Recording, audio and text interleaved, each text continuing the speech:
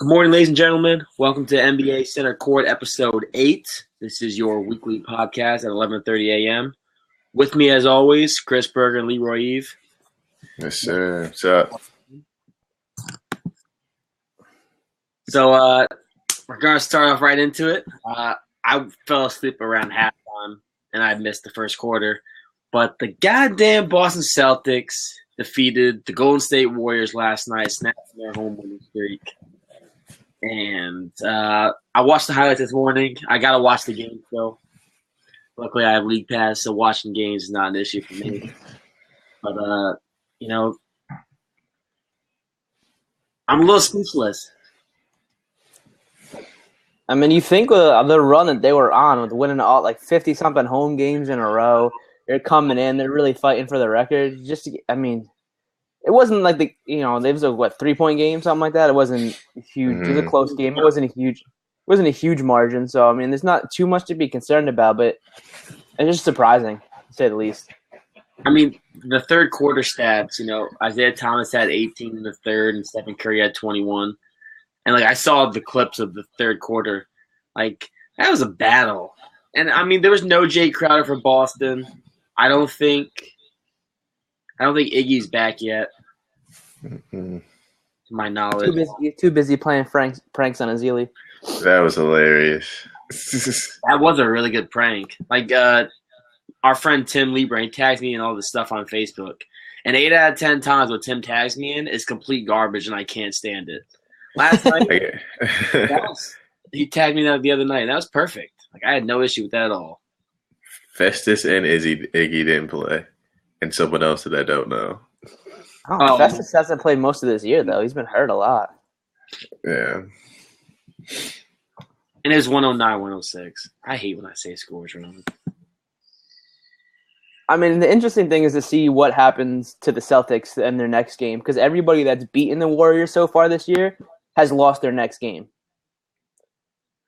True. So and that makes it interesting for the playoffs too. Within a 7-game series, if the trend continues this way, nobody's going to be able to beat them in a 7-game series. Because if you beat them one game, you're losing. If you come out and lose the next game, then you let them get on a roll. It's real tough.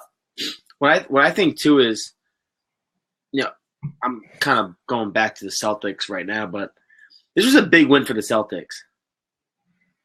I mean, for what it's worth, we were talking about them last week, I believe. They went down from the 3 seed to the 6 seed, and we were talking if they're done. Have they hit their, they hit their high? Is it all downhill from here? And then last night, they give you a solid 48-minute effort where they beat the best team in the league at home with no Jay Crowder.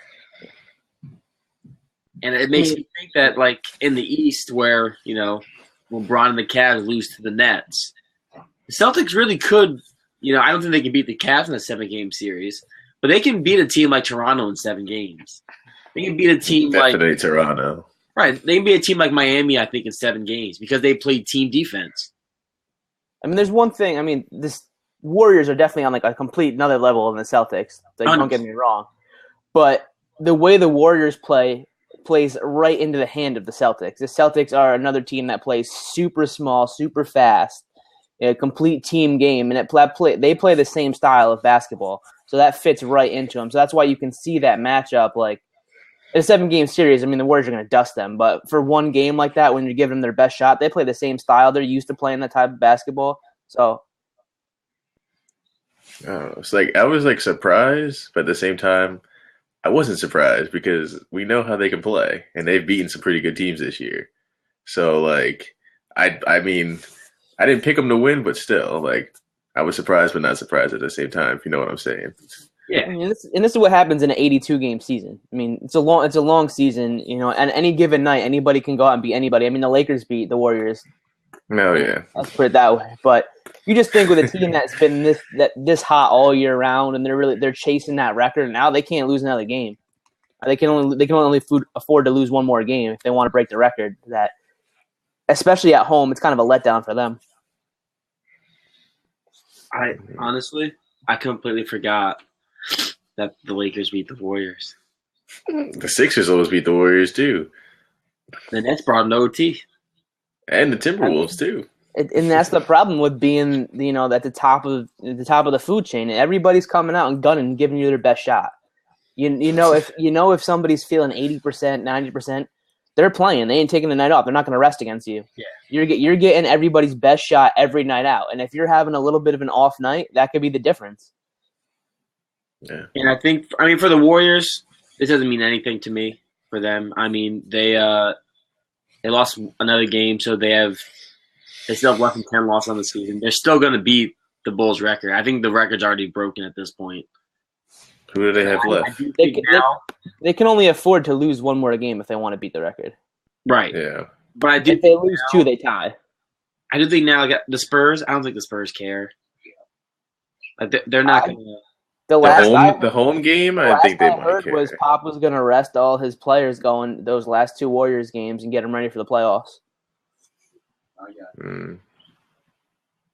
But yeah, I think Spurs are gonna rest guys. Like I know Pop said it, but as well, they play the last 4 games of the season, so like the seeds will already be set. It's not that they're gonna catch Golden State for the 1 seed. Like it'd be different if the Spurs could take the 1 seed from Golden State, maybe they play a little bit harder for it to get home court over Golden State. But even still, at this point, there's no point. I mean, they're 4.5 back. Which really isn't that. I mean, you got to think about it too. With how great the seasons have been, I mean, that's incredible. That's incredible. They're only 4.5 back, but it would take the Warriors like really losing out for the Spurs to have any chance to overtake them. So unless like something happens and the Warriors lose their next couple of games before these Spurs games, unless somebody gets hurt, unless like Clay or Dre or even still, they played numerous games earlier this season without Clay. Guys hurt, yeah. Without Clay and Barnes, I should say. Yeah, for the Warriors, it doesn't mean anything besides it just makes getting that record a little bit harder than what they wanted it to be. But right. It's not like they're going to play them either. Again. I mean, they're still at this point. They're still 68-8. So I mean, there's nothing really for them to worry about. I mean, they got the 1 seed pretty much locked up. All they got to do is maybe win 2 more games and it's locked. They got some good teams though, so I'm here. I think I'll blow my nose. I apologize. It's all good. They do, but it's almost like these last couple games for like we discussed like the last weeks for a couple of the seeds in the Western Conference last week, and basically the last handful of games for these guys is like a playoff tune-up. They're all playing playoff teams, right? So it's kind of, get ready, get yourself healthy, get yourself ready, get your game plan in order, see what, maybe try some things out here down the stretch in the last couple games.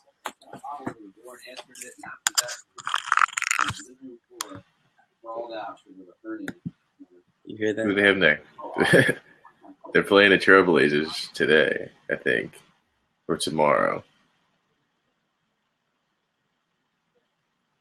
Well. That should be a good game if they all play and no one rests. So, I mean, the Warriors aren't going to rest anybody unless they somehow lose the record in their last 5 games, or the last couple games. They might rest some people, but they want it, and they've been talking about it all year that they want it, so they're going to go for it. They're not going to rest anybody.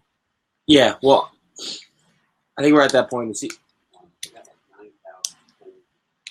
I'm just getting distracted. I'm in now, I guess.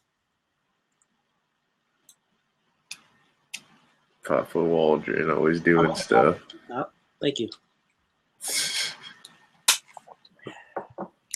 I don't even know where we were. I lost my train of thought.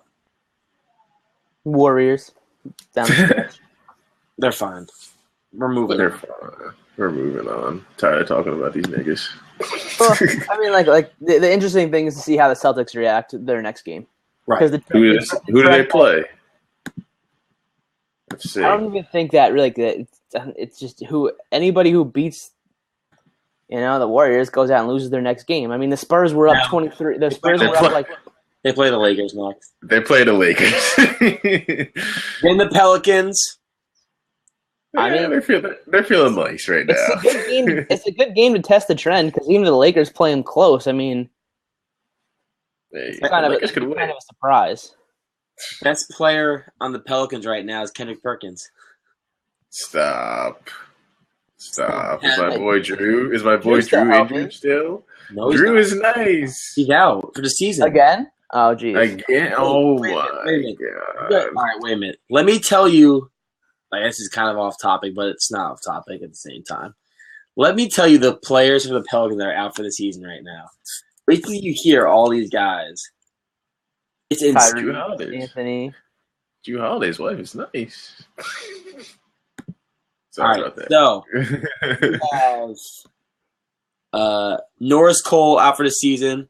Ryan Anderson out for the season. Alonzo G out for the season. Drew Holiday out for the season. Anthony Davis out for the season. And then Tyreek Evans out for the season. The potential on that team is so. It's just there. Eric. The entire starting lineup is out for the season. Their entire starting lineup and their first two off the bench are gone. The potential on that team could be so nice. I mean, I feel like for them, though, some of those aren't really season-ending injuries. They're just kind of nicks and knocks, and they're like, you know what? I'm not getting hurt for this shit. I'm done. I ain't playing. True. Well, the Anthony Davis injury is kind of scary. He played 3 years with a torn shoulder labrum. And look how good he's been even with it. So if he gets that thing fixed, look out. No, but my issue is what kind of damage did that do playing through it? And why did you play through it? You weren't winning anything. Why are you still playing? How torn was it? Apparently, couldn't have been torn that bad if he played on it with 3 years. Are we talking a little rip? Or are we talking? Are we talking full torn? We're talking torn. All right. I thought it was just just a little. Yeah, I know you're talking like micro tear. Like, oh look, it's torn. It's all right. I can play still. Don't look at that paper for those analogies. There you go. Back to the East, though. Right now, you got the Pacers, Pistons, somewhat the Wizards, and the Bulls all playing for the 7 and 8 seed. Dude, that 3, 4, 5, and 6 though. They're all tied. They're all same record. 3, 4, and 5 all have the same. Or they don't have the same record, but they're all like 9.5 back of Cleveland. So in the standings, they're even.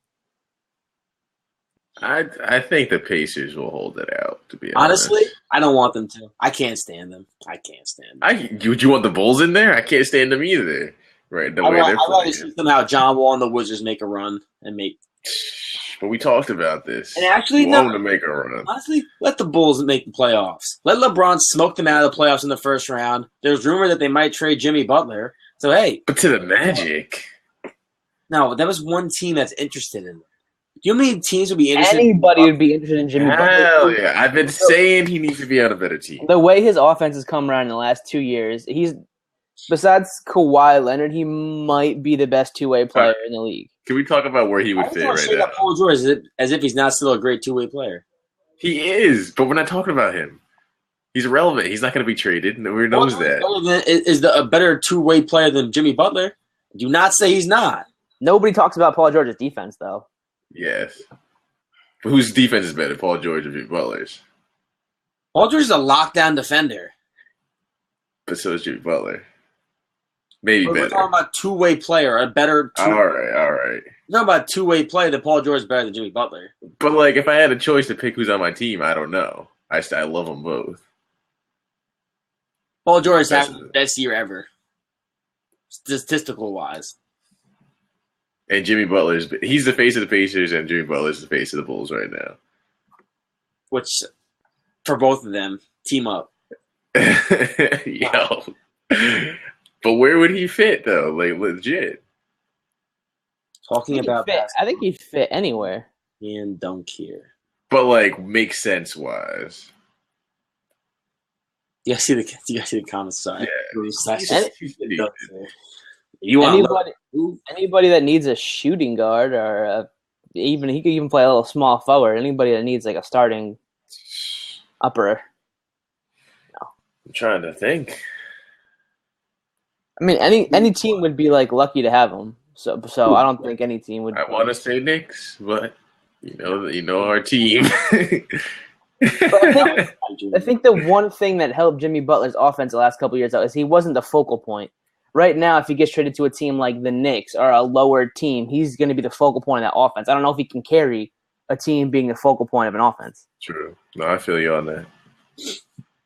Do you guys still have the so right now you guys have the playoffs ending as if nothing changes, right? Or do you have the Bulls sneaking in? Because honestly, I've watched the Pacers blow at least 4. Yeah, that's the thing. Yeah. I mean, they had the same amount of games played, and in Chicago is a game back. So, I mean, you'd like to think Indiana should be able to hold on, but Wizards are 3.5 back? So Wizards are, I think, 2.5 back. I wish the Bucks were doing a little better. Wizards are 2.5 back, and they've already played a game more than everybody else. So they're kind of out of it at this point, I would say. You could probably write them off. Yeah. I don't know. I want to say the Pacers stay in it, but they've been losing some games that they should have won. So, but you never know. I mean, you could even say that with the Bulls, though. They lost back-to-back nights to the Knicks. So, I'm happy, but still. After that, and then they came out 2 games ago and beat the Pacers 98-96, and I was just like, all right, way to go, guys. The only team down there that's playing well is the Pistons. Well, they're not even that good. They are, though. They're not, but if you're going to look at the bottom, if you're not going to include Washington, if you're looking at Chicago, Indiana, and Detroit, who are the last 3 seeds, Detroit's probably been playing the best out of all of them. I mean, if the Pacers, I think the Cavs want to play the Pacers, and if they had a chance to play the Pistons, I feel like it'd be a tough series. The Cavs care who they play. They're going to dust whoever's there. I don't know. I heard what he said. We are the team to beat. They are, though. Right now, yes, they are in the East. Well, he didn't say the East. He said we are the team to beat. The team to beat? No. You guys can't even agree with each other for 5 minutes. You ain't. Still. But yeah, I feel like the Pistons win against the Nets, and he's like, we're the team to beat. Like, yeah, you beat the Nets. I'd be pretty happy. Too bad they beat you like last week. Yeah, and the Nets beat the Pacers last week, too. A whole lot of shittery. Brooklyn, honestly, when you go into Barclays Center, and the Nets also lost to the Knicks by 15 last night. Like, it's not a big accomplishment. No, but the Nets are sneaky. The Nets literally are. They are. If you play the Nets, honestly, you can get caught in the danger zone because Brook Lopez and Thad Young on any night can give you a double-double. Well, especially if Bogdanovich is when he shoots well, man, he's a handful. And Kilpatrick, I love that kid. That kid's good. He's going to be a solid role player if they keep him. I just wish they wouldn't. I wish they would just get rid of Lopez. 4-year guy at Cincinnati. Played 4 years there. He's been in the D-League for 2 years, so he's ready to go. Give it to him. The other night, he had 25 points on like 9 for 12 shooting, 9 for 13 shooting. He can ball. He was a part of that win last week against the Cavs, where LeBron didn't even miss a shot until the third quarter. That was sad. I don't even want to talk about that.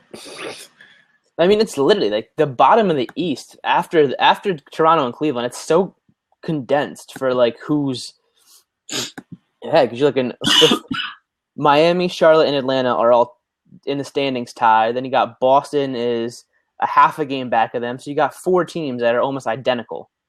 Those 4 teams don't know who they're gonna play in the playoffs. And it's every night, depending on who wins and loses. All 4 of those seeds are flip flopping. Like when Atlanta went into Cleveland, what was it, last night or 2 nights ago, and it said they lost last night. It was last night. It was like the Cavs play the 3-seeded Hawks, and now you're looking at it, now Miami's in the 3 seed, and Atlanta's all the way back in the 5 seed.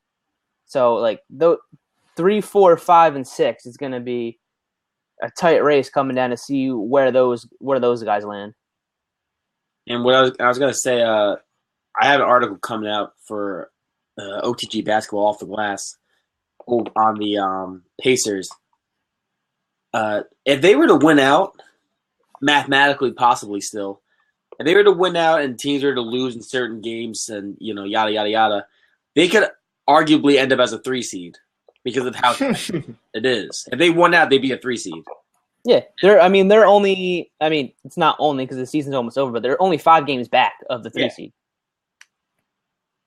Which is what makes it so challenging because, you look at it, a team like the Pacers, the Pistons, the Wizards, the Bulls, those teams can't beat the Cavs in a 7-game series. But I honestly think any single one of those teams could beat each other. Could beat each other and could beat Toronto in a 7-game series. I think Toronto could lose anybody in a 7-game series. I just don't like Toronto in the playoffs. They just forget how to play. They're a streaky team. They're streaky. Because DeRozan's not a great shooter. He's improved his shooting, but he's still not a great shooter, and he's a streaky. He's streaky. Lowry's kind of, hot and cold type shooter. And the one guy you'd like to see would be the consistent guy is Valanciunas, but he's only averaging 12 and 9 this year. You know who picked up this year though? Biyombo. Biyombo's really no joke. Really good for them. Biyombo, and honestly, I thought Luis Scola was done in Indiana. He's been very good for them as well. Luis is a good player. He's a good, solid player. What's DeMarre Carroll done for them? Is he still hurt? He's in and out. They're going with that Powell kid who had a sick dunk the other night. You guys, dunk. No, I don't think I saw Atlanta. Just brutal. Crossover and then just a nice little yam. You're looking at it, it's just. LeBron. What's his name almost died last night. It's basically like LeBron and then everybody else. You don't even if you're in the Eastern Conference and you have LeBron, you're going to the Eastern Conference Finals every year. It doesn't matter. And there's no team that I see that even stacks up.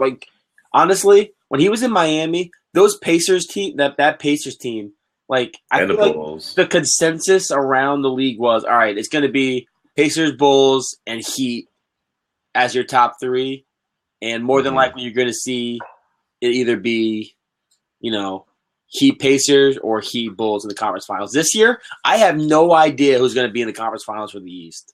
Because it honestly could be any single team. The Celtics could take a guess. Miami could do it.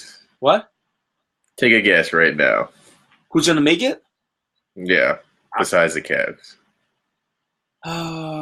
What are the Celtics right now? A 6 seed? Means they got 6. Which means they have to play Miami first round. Yeah. They don't match up against Miami well because of Whiteside. Bro, I'm saying right now, it's either going to be. I'm almost thinking Miami sneaks into the conference finals. I say Hawks or Miami. I'm saying Celtics. I'm saying Celtics Cavs. They just play too small, man. I don't know.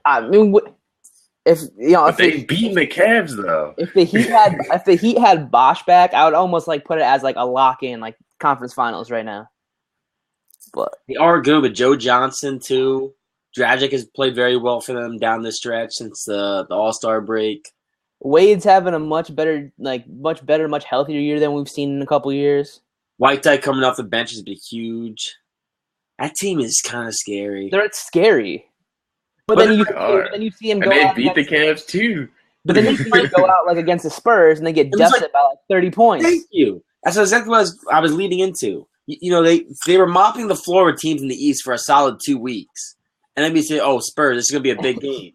Boom. Dusted. You're like, oh, Jesus. Never mind. This team's farther off than we thought. I have to see if they get some veteran leadership on that team, though. That's the only thing. You got Wade, Joe Johnson. I'm saying Celtics, man. I love Brad Stevens. I love that team. It's fun to watch. I can't even lie. They're fun to watch, man. I'm doing. I think it'd be great for the league to see, just for the league in general, to see that type of team without that. I would love that to see it once again. The conference finals. LeBron has to get through the Boston Garden. Yeah. Get to the finals. I love And it. you know what? And they make it to the finals, and people are going to be like, let's see if we can go to Boston next season. But That's what it's going to be. Well, I think they're even a destination right now that I think you want to go to, even seeing how well they played this year without an out-and-out star. Oh, dude. Honestly, I haven't wrote about it, but I've been thinking about writing about it. I think it's very unlikely, but that's a place a guy like Durant might actually take a look at. Who wouldn't? The coaching's nice. Team's nice. The coaching's nice. You have a group of guys who play selfless basketball. That's what I love about that team so much, is the selfless basketball. There is no guy of that team. I mean, Isaiah Thomas technically is the guy of that team. Like, if they need a bucket, they go to Isaiah. But, there's room for somebody to come in and be the star. Well, and they have enough money where they could go out and sign maybe an Al Horford, and that makes Durant even go, they have a decent center. Big man. They have a lot of assets and pieces. They have draft picks they can trade for more assets.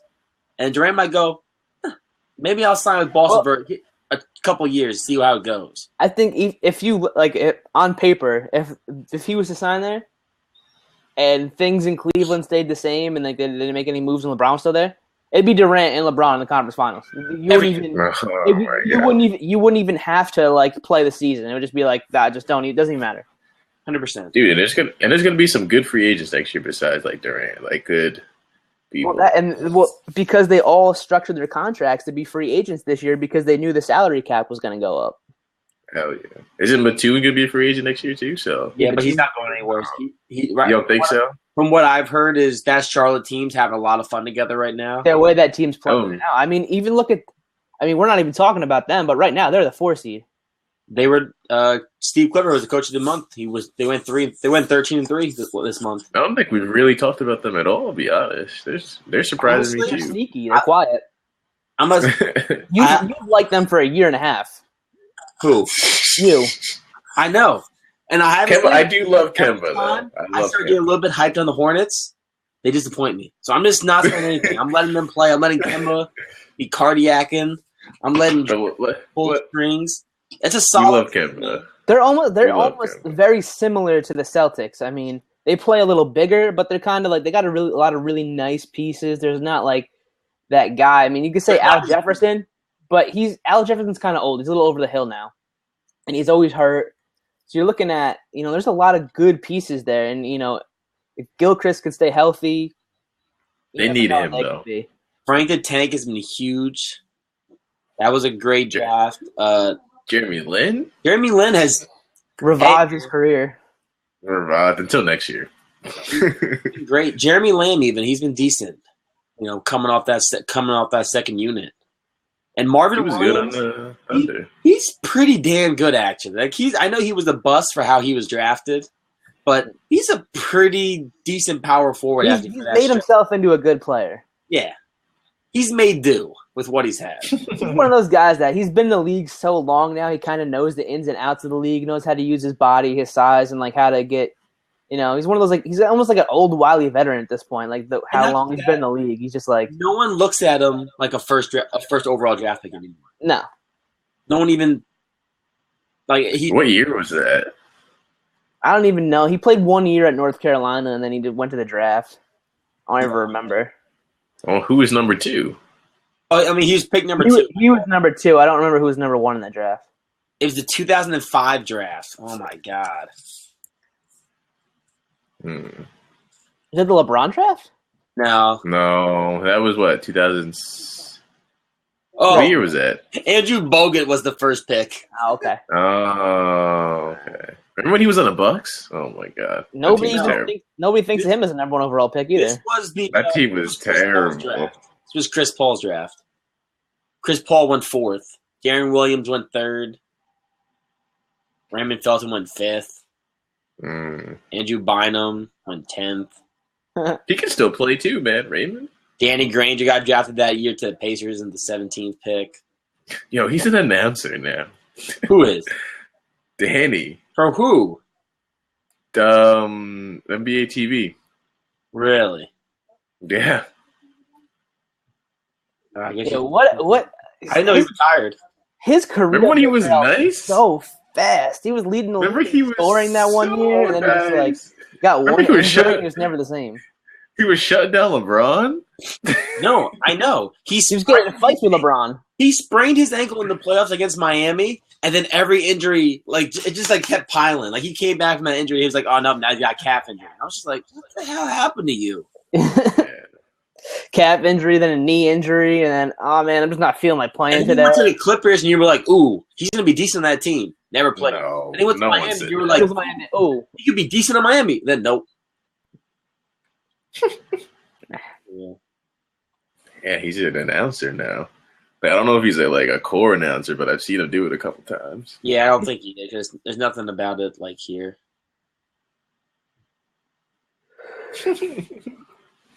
Yeah. He hasn't had a job since last summer, since last October. He got waived by the Pistons before this regular season. He might come back. Baron Davis is coming back. Yeah, Brandon Roy said he was going to try to come back too. He's only 32. Like, unreal. Yeah. It's just how fast your career can get derailed with injuries. I wish Lamar Odom wasn't a crackhead. He'd be still nice. Yeah, if he never, I honestly believe if he never got traded away from the Lakers, he'd be fine. Or just never touch crack.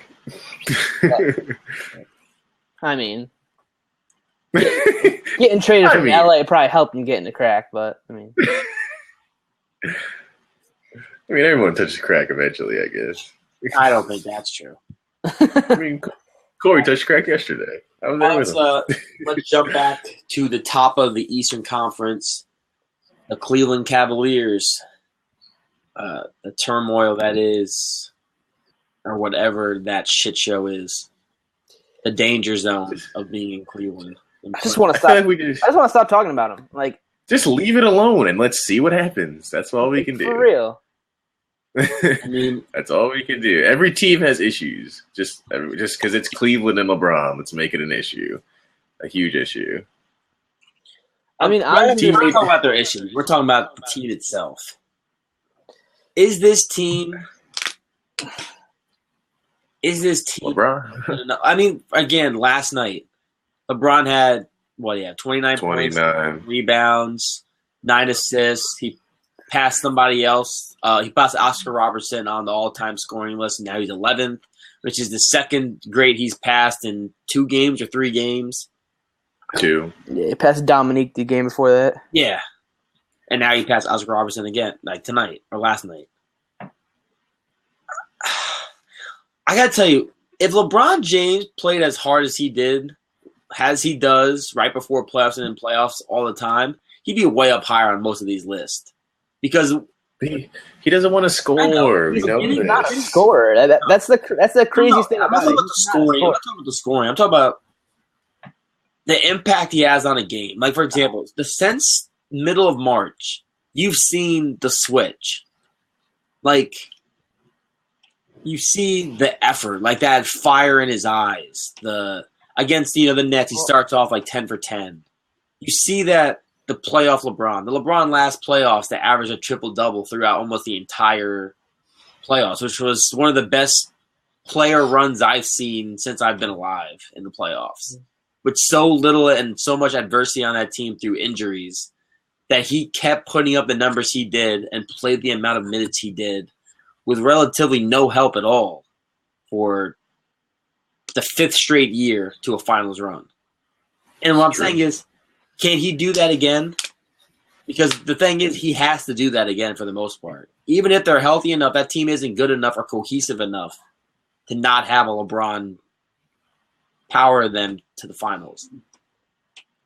I think you're seeing his sense of like desperation and like motivation, because in his sense of urgency, he wants to win it now. He wants to bring Cleveland the title now and just get out of there. He doesn't want to be there anymore. It's like everybody knows that. He doesn't really want to be there. The only reason he went back is because he felt guilty for leaving them in the first place. Let's be honest. I mean, he'd much rather still be down in like Miami with D Wade.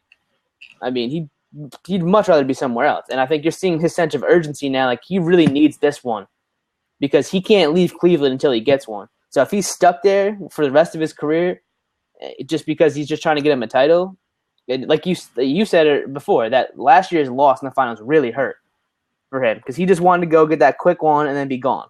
That's why he only signed a 1-year deal. He thought he could do it, and he couldn't.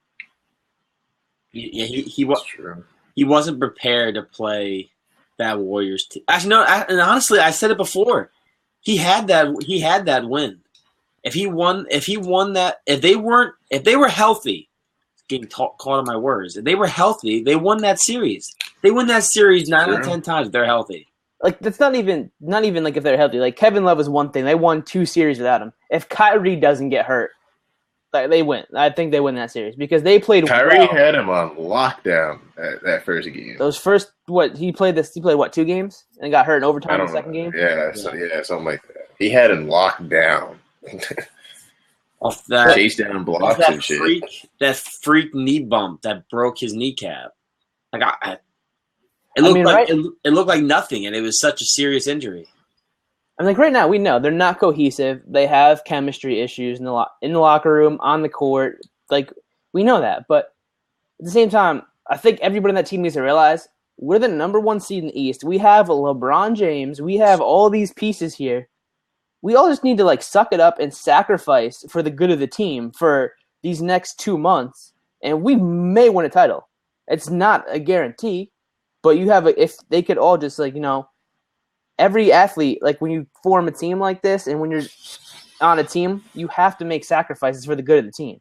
And it just seems like nobody wants to sacrifice I'm not sure what the word is, but like they just don't want to give up like minutes or a spotlight just to make a better team, just to go for a title run. They all want to, keep their like pride instead of just like sucking it up for like a couple months. I feel like some players do though. There's a couple players on that team that definitely be like, I'm here and I'll do whatever I need to do. Well, I feel like there are. I feel like, J.R. Smith, Shumpert, they've kind of sucked it up and realized like, yeah, we're just role players. Like that's what it's going to be. That's kind of who we are now. But James Jones too. He's always been like that though. He's been used to that for a couple of years. But it's more of like, the Kevin Love and Kyrie thing where like, everybody's talking about, oh, Kyrie signed this $90 million contract. He wants to be the guy on the ball. He doesn't want to be second fiddle to anybody. And Kevin Love coming out, oh, I don't want to shoot as many threes. I want to play more at the elbow. It's just like, come on. Like, just like suck it up, get it together, and go make a run. It's true. I mean, they are playing well.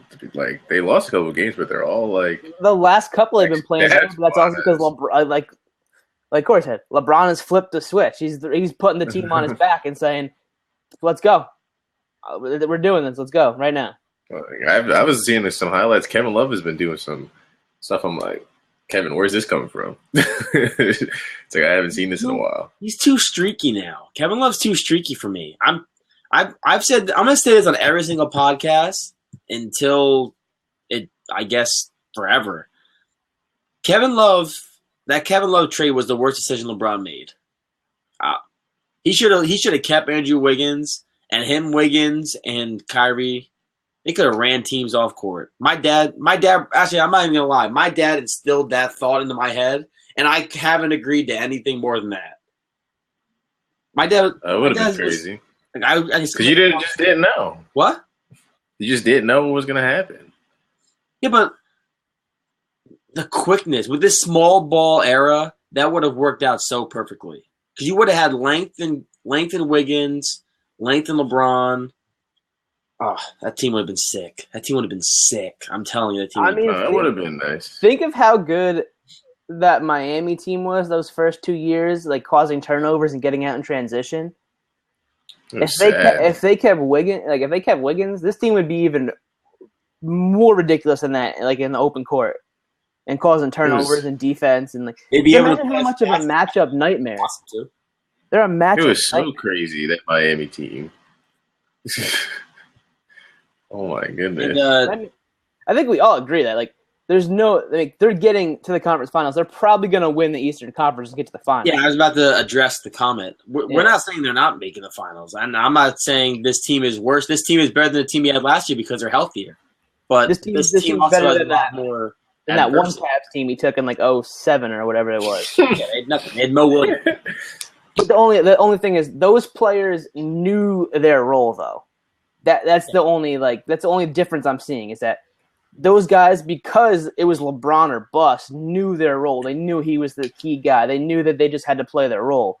And sometimes that I think this Cavs team, they don't see it. They don't understand their role. Some of these guys want to like be the star, be the main attraction. It's like that's what LeBron's there for. He's there to help you get the ring. And then once you get the ring, he's gone. Then you guys can do whatever you want. Then you guys can be the man. He's here to help you get a ring. Prime example, honestly, was the game they lost to Houston when they were up by 20 points. That was sad. I was watching the whole game, and then I turned it off. I was like, "This game's over." And come back next morning. I'm like, "There's a vine of LeBron, and he's like at the end of the game, he's like shaking his kind of just like this is my team without me. This is my team. This is we blow a 20-point lead. Were they at home to too? The Rockets? No, they weren't. I don't think so. But I mean, it's almost like what we saw at the beginning of last year too, where down the stretch of games, like in those first couple months, he was just like standing in the corner, just kind of like, all right, you guys think you could win without me? You guys want to be the star of the show? Go ahead. They were home. Go do it. That was in Cleveland. Was it? Yeah.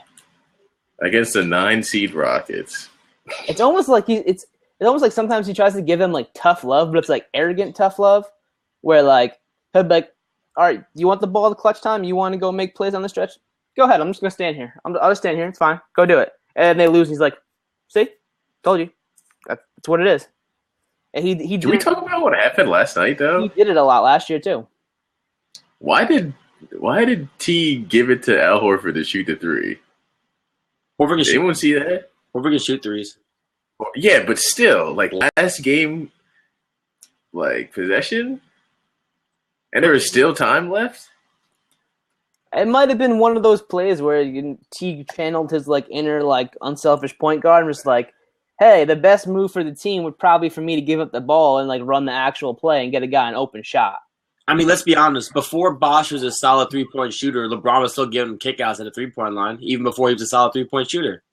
He was still taking the look. You make the smart pass. The right pass is the pass to Horford in that situation. I mean, I don't know. Because he kind of like ran up the court and just like handed it off to him. It wasn't like he like broke the defense and then found him. That might have been the play in the huddle. Who knows? It might have been like a feeling like Horford was hot from the floor or something. And, he was feeling it. Said, I want the ball. I want the shot. You never know what goes on in those huddles. There's certain times where they think the defense was going to worry about him. Yeah. He did get a good look, though. I mean, there's certain times where a coach will go in the huddle and he'll go to drop a play, and he's just looking for somebody to say, I want the ball, I want the last shot, and he's looking for that. And maybe Horford said, I want it. Give it, I want the ball, I want the shot. It's a confidence thing, Who knows? Maybe it was a drawn-up play. They wanted to get, they didn't think nobody thought he would take a three, so they drew up a play for him. Who knows? But I don't think, it's one game. I don't think it's a real big deal. I just want to address the comments one more time. Magdiel, I don't want to say your name wrong, Magdiel. He said, but the Warriors struggle against the Celtics, so you can't take them that too seriously. You can take the Warriors as serious as hell. That is the best team in basketball by. How are you not going to take them seriously? You don't want to play them. The Celtics are. You do not want to play them. But the Warriors are on a whole different level. And this dude's spelling his sentence structure is atrocious. The Cavs lost both games this season by probably 20-plus to the Warriors both times and looked disgustingly awful. And they were healthy. Yeah. I mean, you and me. We turned it off at halftime. Game was over for you. Halftime. The only way they can keep up, again, is they have to go small like they did in the finals last year. I mean, last year they got forced to do that because of the injuries, but they're not even as cohesive as they were last year. And just watch tape of what the Celtics did and what the Spurs did to beat them, because the Spurs smothered them, like no joke. Well, it's. I think the hardest thing for the Cavs is that if they're gonna play small, even if they're not, like Draymond is gonna be on LeBron. And True. He's physical, and he's just going to wear him down through a 7-game series. Not if they're small. If they're small, Iggy still gets LeBron. The Cavs could have a nice small team though. LeBron doesn't want to play power forward anymore, though. Except he said he would if he was to form that dream team. But still, yes, that's different. Duh. You're playing with your best friend. You got to make sacrifices. Well, I think Exactly. I don't think he wants to play power forward anymore because he dropped weight in the last couple of years. He dropped some muscle. He dropped some weight because he wanted to get the pressure off his knees and off of the rest of his body to carry less weight so he could play more years. So that's why he doesn't want to play down low in the paint and play against fours anymore because he doesn't want to get beat up. Yeah, exactly. It's like you've said this numerous times. He has a lot of miles on those legs. Yeah, a lot of miles on those minutes, and he doesn't want to keep getting beat up. And those 4 years in Miami, he got beat up for what it's worth. He went against David West 4 years in the playoffs. Bumping bodies with a guy who's got muscles on top of his muscles. If LeBron's a car, he's a Honda. He's got too many miles on him, and he's still going. All right, but we got to switch back to the West. The bottom seed in the West. Talk about your ultimate coin. You got Mavericks, you got Rockets, you got Jazz. That's it. That's it. The Nuggets aren't going. Yeah, the Trailblazers aren't far away. The Grizzlies still aren't far away. It's I was gonna say you might want to include them too, but the Grizzlies have lost 5 straight. So the Grizzlies and the Trailblazers could flip flop. I still don't understand why the Grizzlies. I don't know. I don't like. We have no idea what the Grizzlies were doing at the trade deadline and what I think I don't even know how they're in the seed still. I think without Gasol, they said the season's over. We can't win with him, so let's get rid of Jeff Green. And then the team stuck it together enough to still be a playoff seed. Somehow, I would love to see them keep falling though, because a team like Portland, they need to. They could get the higher seed. A team like the Mavs. The Mavs are done. Parsons out for the season. That team's done. But they were playing terrible when he first got hurt, but now they're playing a little bit. They won 3 in a row again. The Mavs have a nice team. I mean, it doesn't matter though in the West because none of those teams beat the Warriors. No one's beating the Spurs. No one's beating the Thunder. I mean, it's gonna be like Spurs, Thunder, Clippers, Warriors. If I want to say if the Rockets had gotten their shit together, they could have challenged the Clippers. Only because for some reason the Clippers can't beat the Rockets. They have a hard time dealing with Harden. It's Dwight Stickum. That's what it is. It's like they get up on them and then they turn and they just the brakes and they're just I'm just gonna coast the rest of this game and they come back on them. It happens so often too. It blows my mind. Oh well, the Clippers are known and lose leads, so. But I mean, you're seeing Portland was a nice surprise. Memphis, I think we all thought Memphis would be at the beginning of the season. We look at Zach Randolph, Connolly, and Gasol, they'd be in the playoffs. Dallas, we thought with that roster would be a playoff team. Now you're looking Utah wasn't supposed to be there. Houston, after their run last year, should probably be there. But now you're seeing the Kings too, yeah. But now you're seeing these bottom, Dallas, Utah, and Houston are all so inconsistent, especially the second. Houston's been that way all year, but the Mavericks and the Jazz have been up and down since the All-Star break. You don't know what team you're going to get on any given night. I mean, Dallas has been that way forced because of injuries, but Utah is just that young team that wasn't supposed to be there. They're not really sure what they are yet, and they're having one of those good runs, and now they're just kind of. They should have beat the Warriors the other night. They missed who? The Jazz. They were up. The Jazz, yes. They shot the free throws. They shot 50% of their free throw line. You got it. It's worse than that. It was 13 of 29. Come on now. I know. Those free throws kill you. It was 50 going into the fourth. Gordon Hayward, he missed 3 out of 4 free throws in the last 5 minutes of the game himself. Was his hair nice? You're the superstar. You got it. I was blown away. Was the hair still nice though? Oh, of course. Oh, okay. That's all that matters. Every time he just goes. All right, we're good. That's all that matters. He secretly has gel in his fingers. He's got sickum. That's what it is. That's what it is. It's the stickum. Been shaking hands with Dwight before in the pregame. Keeps on his hand a little bit. I mean, I don't see the West moving much though. I don't think the Rockets. It's not changing. I kind of think it's gonna stay how it is. It could flip flop, but I don't think it really matters. No, I mean, I really, believe it or not, I want to see the Jazz play the Warriors. I mean, the Warriors obviously win in like 5, but I think the Jazz are like that kind of team that they could at least make it interesting. They can at least bruise them up, like maybe cause an injury. But like the Pelicans last year against the Warriors, they played a good first round series. That's a good series. I mean, Stephen Curry made that incredible corner 3. The one thing I think you've seen with them is if a team has a good big man and can play you down low, they struggle against teams that can do that. And that's what the Pelicans did with Anthony Davis. The 2 games I think the Cavs won last year in the finals, Mozgov was playing huge. Yeah. He had like 20-plus in each game. He's bruising them down low. And then for some reason, the Cavs went away from that in the last couple games. And it seems that Bogut can't keep up. It's because that's the game plan against them is like pound them low, go inside. But it's so hard to stick with that game plan when you're just at the other end of the court, just seeing threes rain in from everywhere. Because you kind of want to get the 3 back. Thinking I gotta keep up. Yeah.